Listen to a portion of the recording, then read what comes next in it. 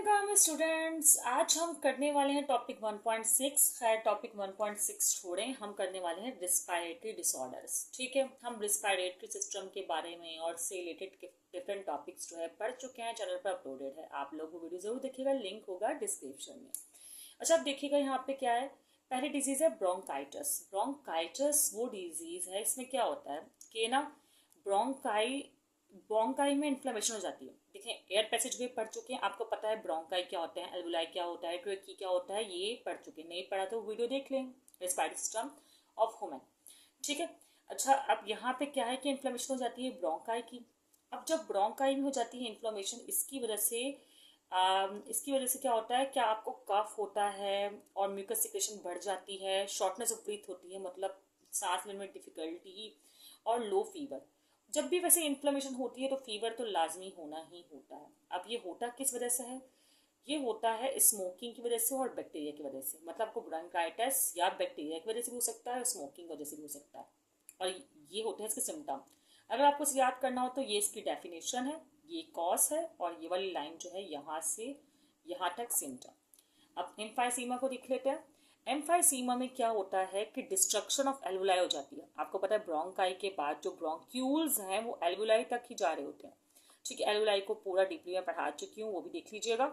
ठीक है, आपने इसकी डेफिनेशन कर ली कि it is related to the progressive destruction to the alveoli. अब ये होता क्यों है? ये होता है इंडस्ट्रियल पॉल्यूटेंट्स की वजह से। वो लोग जिनका बहुत ज़्यादा एक्सपोजर होता है इंडस्ट्रियल पॉल्यूटेंट से, उनमें कंडीशन देखी जा सकती है। और ये इसमें सिम्टम्स क्या होते हैं? ठीक है, ये बताएं, साइंस एंड सिम्टम्स कह सकते हैं कि इसमें लेबोरियस ब्रीथिंग होती है। मतलब सांस लेने में बहुत ज़्यादा मुश्किल हो किसी को, मतलब बहुत ज़्यादा एफर्ट लगाना पड़े, तो उसे लेबोरियस ब्रीथिंग कहते हैं। और कफ, आपको पता है रेस्पिरेटरी डिसऑर्डर्स के तमाम ही में कफ जो है वो हो रहा होता है। और फ्लेम प्रोडक्शन। फ्लेम क्या होता है कि एक टाइप ऑफ म्यूकस है जो कि जमा हो जाता है, एक्यूमुलेट हो जाता है रेस्पिरेटरी ट्रैक्ट में। सही है, तो इससे ये हो जाती है इसमें। ठीक है, अब है डिजीज निमोनिया, जिसके बारे में यकीनन आप लोग वाकिफ ही होंगे। हो जाता है यूजुअली लोगों को कि कोई किसी इन्फेक्शन की वजह से हो सकता है। इन्फेक्शन किसकी वजह से? किसी वायरस, बैक्टीरिया, फंजाई की वजह से इन्फेक्शन हुआ। इन्फेक्शन के बाद क्या होगा कि फिल हो जाता है। आपको पता है इन्फेक्शन जहाँ होते हैं वहाँ पस बन जाता है, पस फॉर्मेशन हो जाती है। अब जब ऐसा होगा तो ब्रीथिंग जो है वो मुश्किल हो जाएगी। ठीक है, और इसके अलावा फीवर, तो आपको पता है कि गला भी खराब हो जाता है ना हल्का सा, तो भी फीवर हो जाता है। तो फिर ये तो निमोनिया हुआ है। ठीक है, और कफ, चिल, ठंड लगेगी और चेस्ट पेन होगा। ठीक है स्टूडेंट्स, मैं जल्दी जल्दी पढ़ा रही हूँ ताकि आपका कॉन्सेप्ट भी आपको समझ में आ जाए और जल्दी हो भी जाए, और ये टॉपिक है भी इजी, है ना।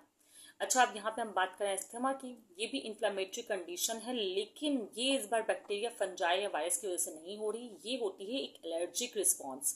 एलर्जी जिसको हो किसी भी पॉलन से, डस्ट से, स्मोक से, फर से, फैदर से, डिपेंड करता है कि उस पर्सन को किस चीज़ से एलर्जी है, और उसके रिस्पॉन्स में जो है ये इन्फ्लेमेटरी कंडीशन आती है एयरवेज ऑफ लंग्स की। अच्छा, इसमें क्या होता है? Shortness of breath. आप लोगों ने काफ़ी देखा भी होगा ड्रामा वगैरह में, कहीं पर भी, कि शॉर्टनेस ऑफ ब्रेथ बहुत ज़्यादा, मतलब शॉर्टनेस ऑफ ब्रेथ हो जाएगी इनको। ठीक है, फिर ये लोग एंटी एलर्जिक लेते हैं। चेस्ट पेन होगा, फीवर हो जाएगा, विजिंग। सही है, ओके। विजिंग साउंड क्या होती है? कभी सर्दियों में भी खांसी वासी हो रही हो तो सांस लेते हुए आप लोग महसूस कर पाते होंगे, बच्चों में भी मैंने अक्सर देखा है। ठीक है, अच्छा, और यहाँ पर क्या है, और कुछ खास नहीं। स्टूडेंट, इस डिजीज़ के बारे में बात कर लेते हैं जो काफ़ी फाइटल डिजीज़ है, लंग कैंसर। ठीक है, लंग कैंसर या किसी भी किस्म के कैंसर का मतलब ये है एबनॉर्मल सेल डेवलपमेंट। सही है, अगर लंग्स की बात हो तो लंग्स में जो है एबनॉर्मल सेल जो है वो बनना शुरू हो जाएंगे। अगर किसी और बॉडी पार्ट की बात हो रही होगी तो वहाँ पर ये हो रहा होगा। ठीक है, अच्छा, ये क्यों होता है? ज़्यादातर लंग कैंसर स्मोकिंग की वजह से होता है, या फिर एयर पॉल्यूशन के स्मोक की वजह से भी हो सकता है। सही है, एबनॉर्मल सेल्स नजर आने लगते हैं लंग्स में, टिश्यूज में उसके। ओके, इसके सिम्टम्स क्या हैं? कफ होता है, कफ भी ब्लड के साथ। ठीक है, shortness of breath, repeated lung infections, मतलब बार बार लंग इन्फेक्शंस होंगे। वेट लॉस हो जाएगा, हड्डियों में दर्द होगा, बोन एक जिसे बोलते हैं। हॉर्सनेस, मतलब आवाज़ चेंज हो सकती है। वीकनेस, कमज़ोरी, क्योंकि जब इतने सारे प्रॉब्लम्स हो रहे होंगे, वेट लॉस हो रहा होगा तो कमज़ोरी भी चांसेस हैं। फटीग, पेन, सही है, या थकावट कहेंगे फटीग को, सही है। इस तरह के जो सिम्टम्स हैं वो लंग कैंसर में नज़र आते हैं। यहाँ पर रिस्पायरेटरी सिस्टम से रिलेटेड जो है वो टॉपिक हुआ हमारा मुकम्मल। दुआ में याद रखिएगा।